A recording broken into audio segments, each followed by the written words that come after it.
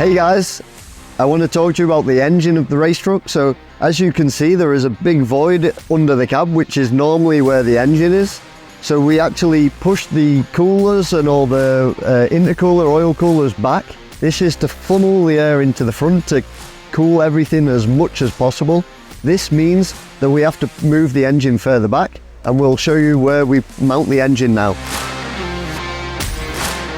Now you can see the engine is a lot further back from under the cab.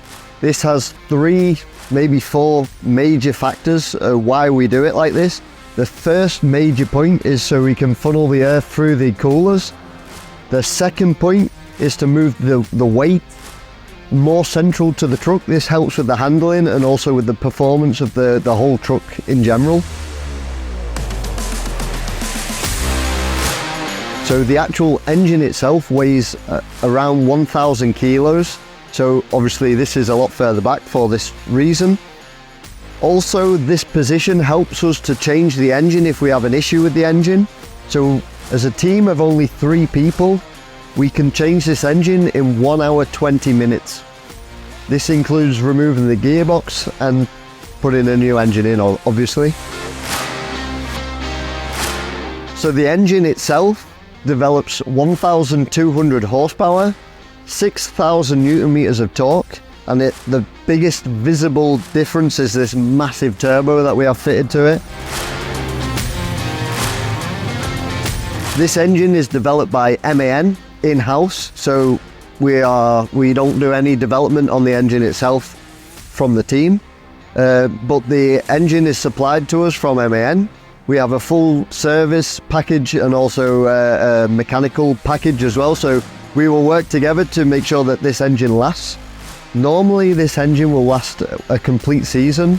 We have run sometimes 2, maybe 3 years on one engine, no problems.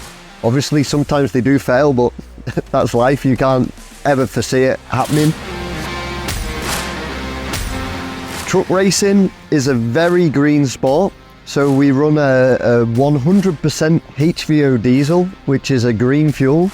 Also what you'll see with European truck racing is there is no black smoke from the exhaust. This is a massive development from MAN, also from Iveco. We need to say that they've done equally a good a job on their engines, but yeah, we tried to beat the Ivecos all the time, but yeah.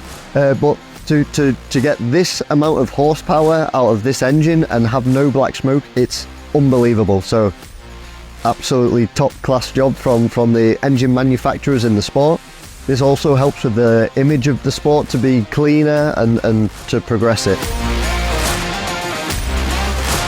The engine itself, the only standard part is the engine block.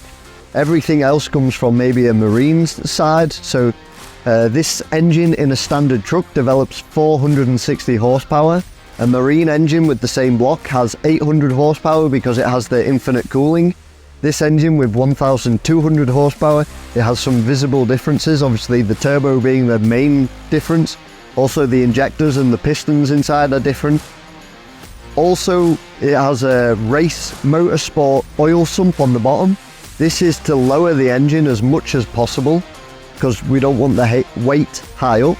So the actual center of the weight is around the upper knee on average size human. So that's why when they are racing, they don't fall over because the cabin is really light and most of the weight is sort of just below your hip, but above your knee is the sort of general center of the weight.